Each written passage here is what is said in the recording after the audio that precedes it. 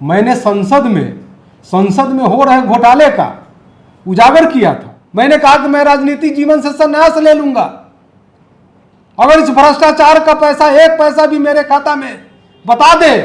चूंकि कोई भी लेन देन लोकसभा या राज्यसभा का होता है तो उसके खाता में पैसा जाता है, तो बता दे तो मैं राजनीति से संन्यास ले लूंगा। देश के चुनाव आयोग का दोहरी नीति देखिए। मेरा जब सदस्यता गया तो मात्र 1 महीना के अंदर में चुनाव घोषणा कर दिए। वही राहुल गांधी जी का आज 5 महीना के बाद भी अभी तक ले उनका घोषणा नहीं हुआ था। संजोग है कि सुप्रीम कोर्ट से उनको राहत मिल गई।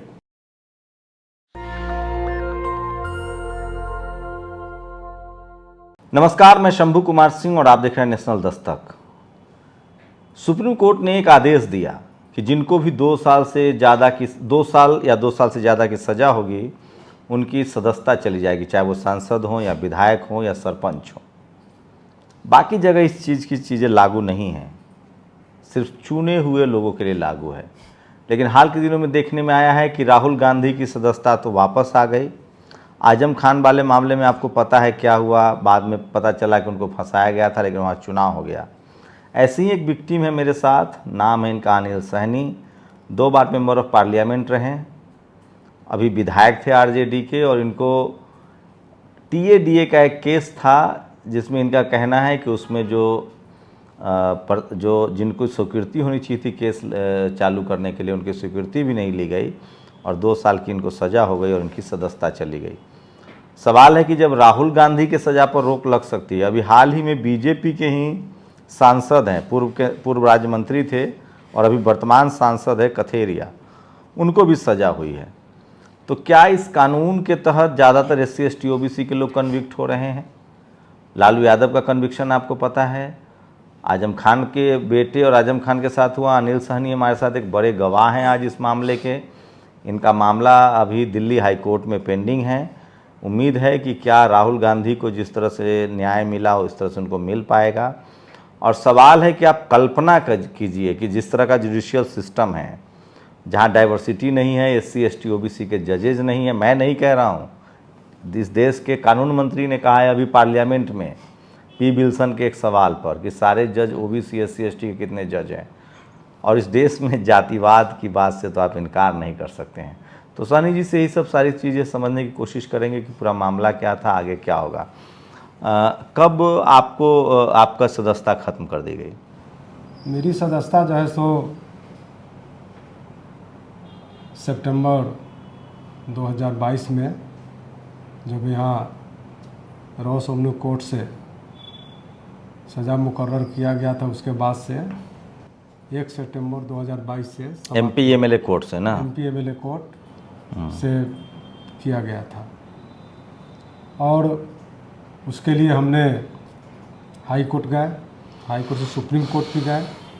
चंद्रचूड़ साहब भी इस पर अपना मंतव्य दिए कि आपका केस जो है, हमारे वकील को बोले ये क्यूटल का मामला है क्योंकि इसमें स्वीकृति नहीं है, जो सैंक्शन ऑर्डर चाहिए था वो सैंक्शन ऑर्डर नहीं है। मेरा मामला एक अलग है। मैंने संसद में हो रहे घोटाले का उजागर किया था। मेरे नाम से मेरे द्वारा प्रतिनियुक्त PA द्वारा फर्स्ट बार में जमा करा दिया गया। जब मुझे पता चला तो मैंने उसको जाके रुकवाया और उस कागजात को मैंने कहा कि इस पर आप जांच कराइए, इस पर केस कराइए। तो चूंकि पूरे महकमे में संसद में घोटाला चल रहा था, तो उन लोगों मतलब TADA का जो पूरा केस था, जो फर्जी तरीके से मेंबर ऑफ पार्लियामेंट लोगों पर आरोप लगा था कि आप TADA लेते हैं, वो मामला आप ही ने उठाया था? हमने उठाया था संसद में, और इससे पहले अगर कोई उठाया हो तो उसका सबूत दे। संसद में हम लिखित रूप से दिए थे। तो इसके बाद इसमें कई आप ही पर कई नेता, एक उदाहरण भी आपको देंगे कि अभी जो उत्तर प्रदेश के उप मुख्यमंत्री हैं, माननीय उप मुख्यमंत्री ब्रजेश पाठक जी, उस समय बहुजन समाज पार्टी के MP हुआ करते थे, उन पर भी केस हुआ। निचली अदालत ने कहा, CBI ने उनको क्लीन चिट दिया, तो निचली अदालत ने कहा कि इनके खाता में 5-5 बार पैसा गया हुआ है, तो आपने इनको क्लीन चिट कैसे दिया? तब फिर चार्जशीट उन पर हुआ और वो हाई कोर्ट में गए। हाई कोर्ट में सीबीआई ने उनका केस वापस ले लिया, चूंकि वो भाजपा में चले गए थे। भाजपा से जो है सो वहां पर वो मंत्री बन गए थे यूपी में, और उस समय कानून मंत्री बने थे यूपी के, और उनका केस वापस हुआ। अभी भी वहाँ उत्तर प्रदेश के उप मुख्यमंत्री माननीय बने हुए ब्रजेश पाठक जी हमारे साथी थे, हमारे साथे संसद में थे। मगर अनिल सहनी, डॉक्टर अनिल सहनी ने चूंकि संसद में इस बात का उजागर किया था, इसी का हमें जो है सो प्रताड़ना मिला। तो कितने लोग इसमें शुरुआती में आरोपी बनाए गए थे इस केस में?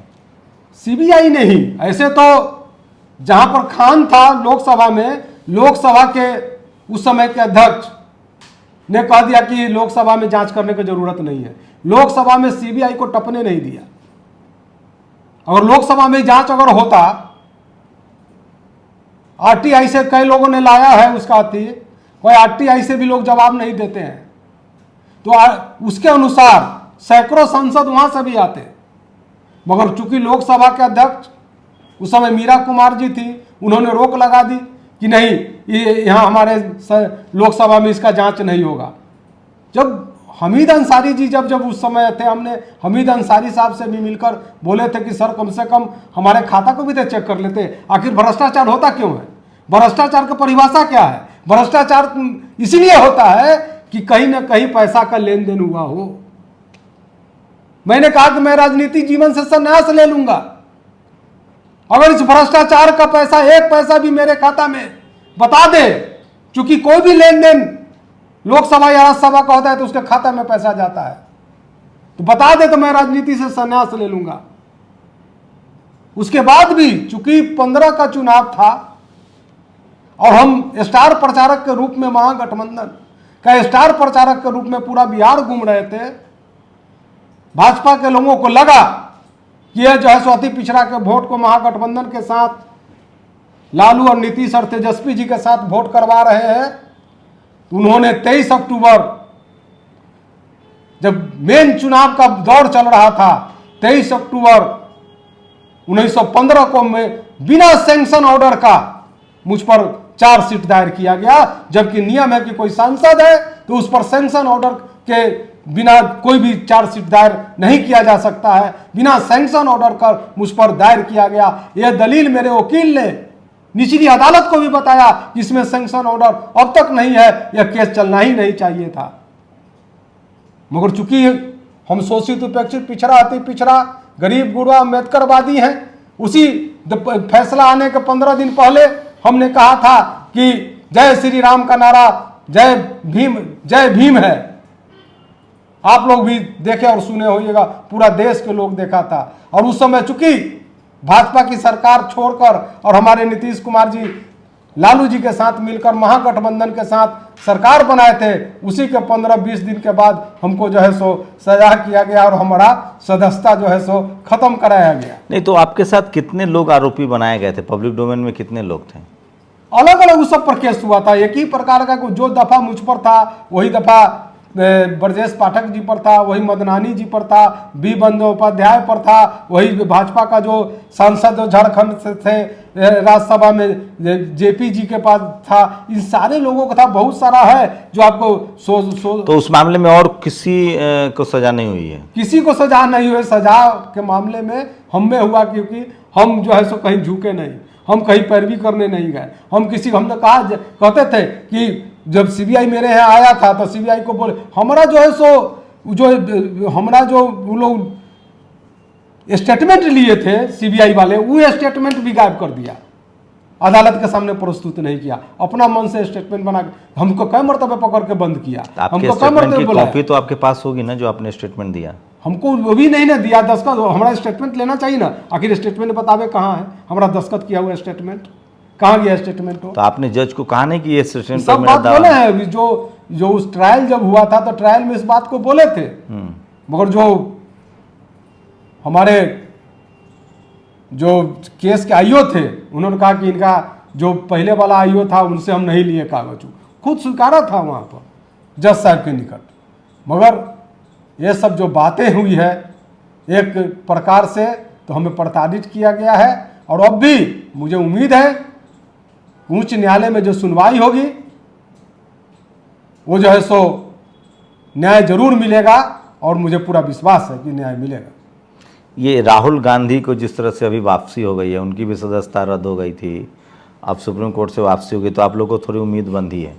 देखिए, राहुल गांधी की मामला, देश में कहा गया हीरा का चोर और खीरा के चोर बराबर होता है। हम लोग कोई भी पंचायतें वगैरह करते हैं तो उसमें बोलते हैं हीरा के चोर और खीरा के चोर बराबर होता है। तो उनको 2 साल की सज़ा मिली, फिर सुप्रीम कोर्ट से उनको राहत मिल गया, और यही राहुल गांधी जी थे जो 2013 में इस बिल को फाड़े थे। आज राहुल गांधी जी को भी पता चलता होगा कि किस प्रकार से जब उनके जैसे व्यक्ति को भी फंसाया जा सकता है, तो क्यों शोषित उपेक्षित गरीब गुरबा अकलियत के जो गरीब गुरबा के जो लोग हैं उनको किस प्रकार से गांव से लेकर जोन जहां पर है उसी स्तर पर फंसाने का काम किया जाता है। और जब बाबा साहब भीमराव अंबेडकर साहब जी संवैधानिक अधिकार दिए हैं कि जब तक अंतिम न्यायालय से फैसला नहीं आता है तब तक कोई दोषी नहीं है, तो उन्होंने जो जन प्रतिनिधि अधिकार बिल को जो फाड़ने के काम किए थे, आज उनको पता चलता होगा कि किस प्रकार से फंसाया जाता है, किस प्रकार से लोगों को फंसाकर सदस्यता रद्द कराया जाता है। खास करके जो शोषित उपेक्षित है, जिसका न्यायालय में कोई नहीं है, जिसका वकालत में कोई नहीं। आज दिल्ली और न्यायालय को कितना महंगा हो गया है, किसी को कोई केस लड़ना। मैं तो आपको कहूंगा कि हमारा जो हाई कोर्ट में जब देखेंगे कि हमारे पास में पैसा नहीं लड़ने के लिए, तो मैं खुद अपने बहस अपने करूंगा हाकिम के सामने। मतलब आपके पास केस लड़ने के लिए भी पैसा नहीं है, तो हम लड़ाई अब कैसे लड़ेंगे? हम अपना लड़ाई अपने लड़ेंगे, अपने बात को अपने रखेंगे। इसी में सोचिए, ये आप इनको सजा होती है और इनकी सदस्यता जाती है, और कितने दिनों में चुनाव करा दिया गया? मेरी अभी चुनाव आयोग को देखिए, दोहरी नीति, देश के चुनाव आयोग का दोहरी नीति देखिए। मेरा जब सदस्यता गया तो मात्र 1 महीना के अंदर में चुनाव घोषणा कर दिए। वही राहुल गांधी जी का आज 5 महीना के बाद भी अभी तक ले उनका घोषणा नहीं हुआ था। संजोग है कि सुप्रीम कोर्ट से उनको राहत मिल गई। अगर चुनाव हो गया होता तो राहुल गांधी को अगर स्टे भी लग जाता तो अभी उनकी सदस्यता चुनाव हो गया तो दूसरा चुनाव क्या आ गया? यही बात न बोले चंद्रचूड़ साहब मेरे साथ में कि चुनाव घोषणा हो गया इसलिए हम इस पर कुछ नहीं कहेंगे।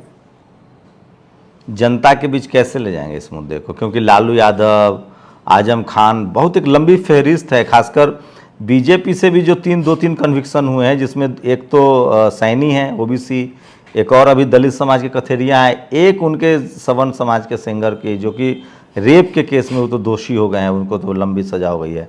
क्या लग रहा है कि इस तरह जो 2 साल से कम 2 साल की सजा तक वाला जो ये पूरा मामला है, अब आपके पास क्या विकल्प है?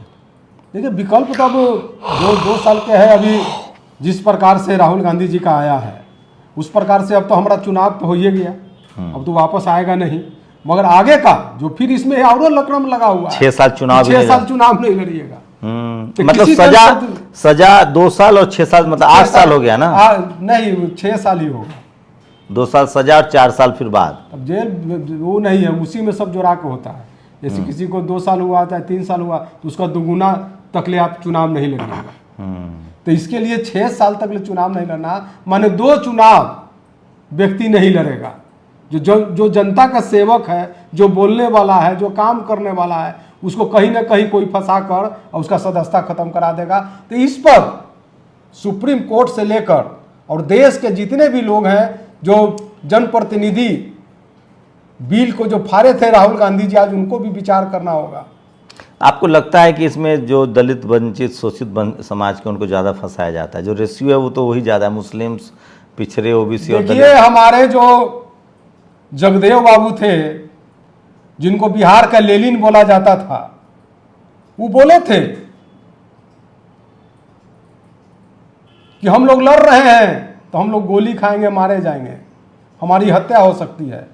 तो वो बोले थे कि एक पीढ़ी जो है